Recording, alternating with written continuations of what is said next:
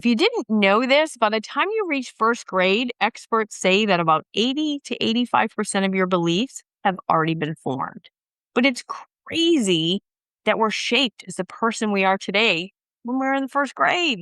I remember when I was in first grade. I can't believe it.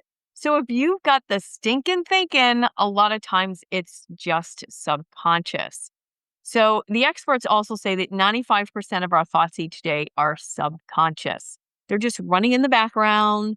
We have really got to start to understand how powerful they are, the grip that they have, but also we need to start to take control.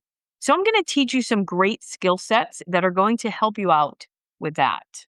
Beliefs are everything. So first, I want to say I am not a licensed therapist, so consult with a therapist. I am not licensed. This is not therapy advice, all right? I'm just giving you some skills that have worked for me. So a lot of the things that have happened to you, whether it's, your husband's not great or your parents or your grandparents, and they're just like, they're getting in your face or they're negative. They are just literally doing what their parents did to them as a child. So they're not enlightened like you are. They don't get it. They're not going to change. So the person that can change is you. And so that's the blessing that we have here, is that you can control you and you cannot control them. So you want to let those expectations go and you want to work on yourself, which is clearly what you are doing by investing in this program. So again, go back to the book, The Big Leap. I highly recommend it. He explains that our belief systems tend to hold us back. So if we're trying to reach new successes in our lives, we have to let go of those limiting beliefs and self-sabotage in order to do it. So another one is the money. And this is a big one because most of you, when we were deciding to invest in this program, the money came up, right? You were thinking, can I afford it? Do I want to spend my money on it? Am I going to make my money back? I haven't made any money yet. Money comes up. Money is everything because it allows us to have a quality of life that we want.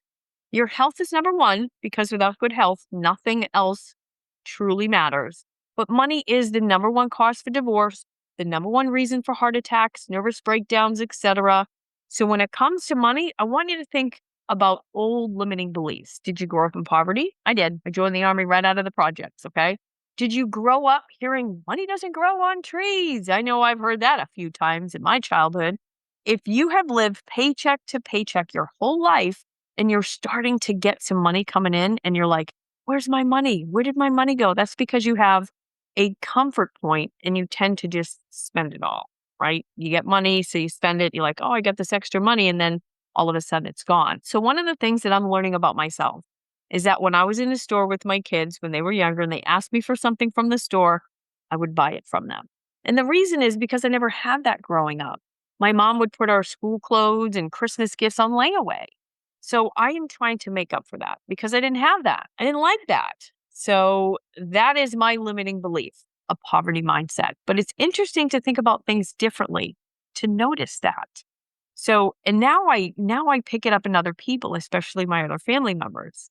So I want you to just be aware. I want you to observe yourself from the outside. All right. So here are some action steps. I want you to go through and look at the different categories of your life, and we're going to be identifying limiting beliefs and we're going to reframe them. All right. So if you have limiting beliefs that you need to address and you have abundance, then your subconscious mind isn't buying it. You have to tackle those limiting beliefs. So here are some other examples. All right. I am disorganized.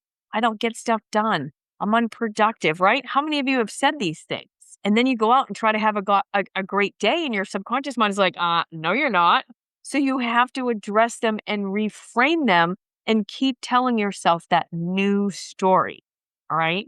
So here's your action step. List out your old limiting beliefs and then reframe them with a new support belief that are positive and empowering. Okay. So here's an example. I am not worthy. I'm not good enough. Here's your new belief. I am more than enough. I am special. Okay. So you need to reframe your old limiting beliefs. So you want to make sure that it's a positive present tense affirmation. For some of you, this may be a little like, woo, right? Like out there, but I have to say this works. Trust me on this process. All right. I'll see you in the next training. If you want to continue learning and growing together, watch this video that's coming up next, and I will see you over there.